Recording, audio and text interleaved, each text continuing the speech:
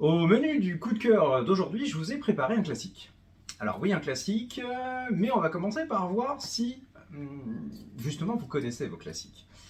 Allez, question piège. Si je vous dis Gone with the Wind, est-ce que ça vous parle? Alors dit comme ça, il y a peu de chances, à part les cinéphiles et les littéraires très pointus, qui puissent retrouver directement le titre, à moins bien sûr d'avoir suivi l'actualité BD. Hein, ça c'est une possibilité, puisqu'il s'agit d'un titre qui est sorti déjà il y a quelques semaines.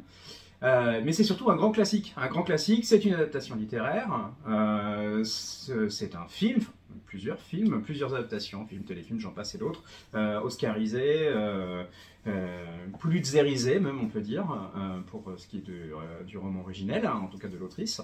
Donc ce titre, ben, c'est plus précisément le fameux Autant en emporte le vent.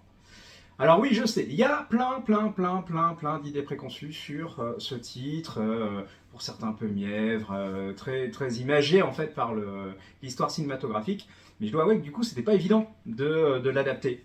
Donc Pierre Alary, qui est l'adaptateur, donc le dessinateur, scénariste, enfin qui a fait la totale, a donc décidé d'adapter le fameux Gone with the Wind. Donc autant n'emporte le vent. Pas facile. Alors, bon, Alary, c'est quand même pas la première fois qu'il s'essaie à des adaptations, et franchement, plutôt réussi. Hein. On ne citera que les adaptations de Serge Chalandon, hein, par exemple, Mon Traître. Il y aurait beaucoup de choses à dire, on l'avait même mis en coup de cœur. Sa bibliographie est quand même assez dense, il faudrait passer un peu de temps directement sur lui. Si vous ne l'avez pas découvert, ben, tiens, ben, ça va être l'occasion. Et maintenant, revenons sur le titre en lui-même, parce que franchement, c'était pas évident. Alors, petite précision, c'est pour l'instant un premier tome. Hein. N'oublions pas, de mémoire, on parle quand même d'un pavé de 1500 pages qui a été adapté. Donc là, on est vraiment sur quelque chose de totalement différent. Enfin, différent. En gros, une vraie adaptation avec toute la difficulté qu'il peut y avoir derrière. On va suivre donc la fameuse histoire de Scarlett O'Hara. Donc je vous décris pas l'histoire parce qu'on a tous plus ou moins une connaissance basique de cette histoire. Ce qui est intéressant, c'est la façon dont Pierre Alary va décider de raconter cette histoire. Cette histoire donc tirée sur un fond historique dense, qui est celui de la fameuse guerre de sécession, la façon dont le Sud et le Nord se sont confrontés. Au milieu de tout ça, on a une famille sudiste, on a Scarlett, alors qui est dans ses préoccupations d'époque, hein, elle est amoureuse de quelqu'un, ce quelqu'un bah forcément n'est pas forcément celui vers lequel lui va se tourner, pour d'autres raisons, alors qu'il y a des sentiments, il y a les conventions de l'époque aussi, la relation très compliquée blanc-noir, c'est vrai quand on parle sudiste, directement on pense esclavagiste, avec tout le côté noir et dur qu'il peut y avoir autour de tout ça, et le côté tyrannique, c'est aussi la facette intéressante qui est donnée, parce que c'est pas forcément le cas de toutes les familles sudistes. Alors on reste des esclavagistes, hein, on va pas non plus édulcorer une phase d'histoire qui est quand même assez sombre, mais il y a des nuances qui sont bien marquées. C'est ce qui fait aussi toute la complexité du personnage de Scarlett et de son histoire, que Pierre Alary va nous raconter avec ses couleurs hors normes, et surtout, au final, l'histoire de quoi? L'histoire d'une femme qui va prendre son indépendance.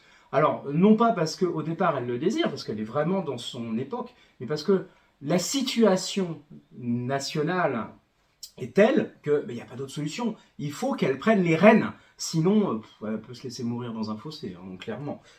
Parce que c'est la guerre, c'est une guerre civile, c'est une guerre qui va avoir des conséquences. Et c'est aussi ça l'intérêt aussi d'Autant n'emporte le vent, c'est qu'on va découvrir tous les affres par lesquels elle passe, tout ce qu'elle doit décider pour mener sa vie, mener sa famille, les conventions.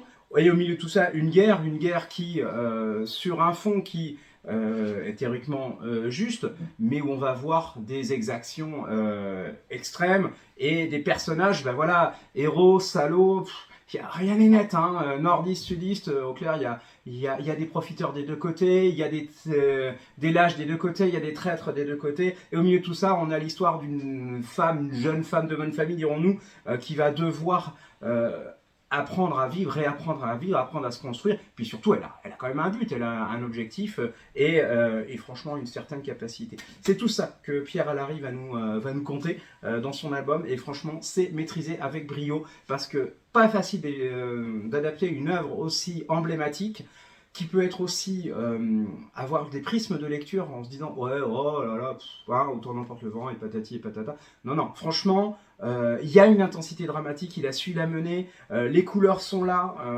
franchement, il y a les teintes du sud, les teintes, enfin, de tout ça, vous le retrouverez à travers son dessin, même si vous retrouvez le côté classicisme américain de l'ambiance, tout est là.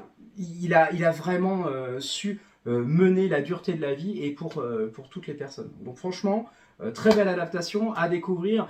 Franchement, ceux qui avaient peur de lire ou de découvrir Autant n'importe le vent ou parce qu'ils ont été déçus par le côté peut-être un peu trop romantique de l'histoire, etc., j'aurais tendance à dire penchez-vous-y parce que franchement ça vaut le détour, ça vous réconciliera peut-être avec ce type d'histoire parce qu'il a su en tirer le meilleur parti et au final s'en fait un récit ultra moderne, quoi qu'on en dise. Donc, je vous souhaite une belle découverte, une bonne lecture. Comme d'habitude, vous savez où me trouver si vous voulez en parler. En tout cas, jetez-y un coup d'œil parce que c'est rare d'être capable de faire quelque chose d'aussi exceptionnel avec un matériau qui est aussi connu. Donc, bonne lecture, à très vite et à bientôt.